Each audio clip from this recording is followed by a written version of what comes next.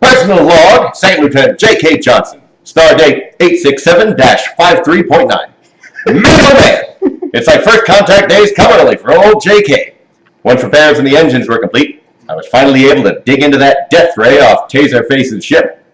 I tell you, if there's one thing I love more than the Prime Directive, it's reverse engineering alien doomsday weapons. But like Mama Johnson used to say back on Geety Prime, if it looks too good to be true, it probably is. God rest her cyborg bones. I was just barely done getting the array off that ship and getting ready to get to the real science, but before I could even get to second base with the girl, I got a call from Commander Kane asking me to assemble a team to modulate the scanners to penetrate the density of the planet's oceans to de-anomaly the anomalous nature of some giant squid beast. Tell ya, the reward for work well done. But at least I'm working under Commander Kane. As far as I'm concerned, that guy's all right. That guy really gets it, you know? What it means to take charge, get the job done right, whether or not a few of Mother's precious little darlings get their feelings hurt.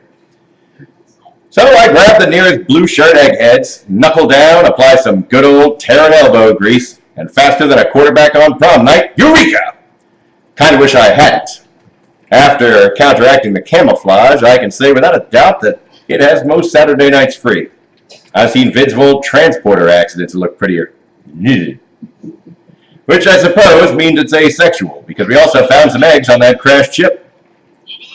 Scuttlebutt around midship was while yours truly was hard at work applying real science for the good of all mankind. Those lollygaggers in the diplomatic corps were trying to make sure none of the aforementioned delicate sea urchins below got their scales in a twist about collateral damage to the temple. I'm told Lieutenant Aegis is keeping them from puffing up or spitting ink or whatever a hissy fit from those things look like. I tell you, Starfleet could use a few less Picards and a few more Ciscos. But they aren't all bad, I guess. Lieutenant Valek, I'm told, is vetting our new guests to make sure they aren't going to scratch up the furniture or start marking their territory with tribal fetishes. Lieutenant Harmony, meanwhile, is working on optimizing a plan to extract the parts we need from the scavenger ship on the planet below. Useful stuff, but a little below her pay grade. I tell you, I'd love to get under her hood, if you know what I mean. Really poke around way up in there. At any rate, I'm no sooner done with giving my report to Commander Kane and back to the hangar when I find this damn enlisted crawling all over Taserface's ship. I swear if I hadn't already gotten the good bits off and this fish face had put his slimy hands all over that girl's precious parts, well, I might just be writing this from the brig. I was about to tear into him when I got a comm from the commander. A genius's work is never done. But at least this time he wanted something to write up your good buddy JK's alley. The commander asked me to brainstorm some anti-squid beast deterrents. I go retrieve the lab boys from their Twilaxu poetry jam or whatever and give them some pointers.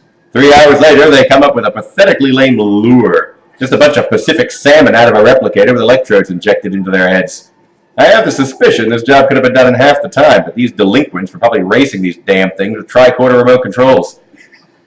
No matter. The second device they cooked up is a real doozy. A sonic disruptor device using the preliminary reports from the Banshee's scream as a template. The scaredy cats warned me that this device may create an atomic resonance cascade or some such. Well, I say good. If it turns old squid face down there inside out or something, serve him right. Besides, he's so ugly already, I doubt any of the locals would notice. The rest of the day, after reporting back to the commander, was spent on bets as to whether or not we would actually get to use the damn things. 9 times out of 10, we just get blue-balled. Commander Harmony's away mission launched not long after that. In a newly christened Spectre. Yes, the captain's going for an ethereal motif. I got put on yellow alert with the lab boys and the transport the deterrents, now named the Dirty Mermaid and the Nagging Wife, respectively. The lab boys wanted Scylla and Charybdis, but I vetoed that nonsense. No sooner had Harmony begun the extraction as we get an emergency call to save the day. She'd run into some unfriendly fauna, and the captain ordered us to transport a few pressures of atmosphere into the shuttle to blow them out. Man, that made the lab boys go into wild oscillations. Sudden pressure would cause catastrophic explosion. It would damage every piece of machinery on board, and other such quitter speak. I reminded them it was Starfleet. What's the worst that could happen? I tell you, never ask a blue shirt an open question. More squawking, this time about squid beasts and linear perceptors and some nonsense. So naturally, I had to do it myself. And naturally, everything was fine. Science 1, crab people 0. Suck it. Then a stroke of good luck at long last. We get a signature from the Kraken returning to the ship against all odds. I was giddy as a schoolgirl.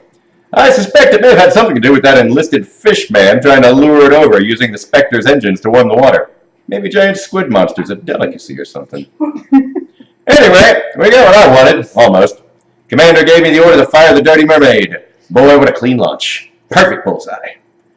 And you should have seen this thing move when it hit. It may be ugly enough to burn the pubic hairs off a dead nun, but I'll give credit where credit's due. The thing's got hustle. I'm just hoping the commander gives me the order to launch the nagging wife next.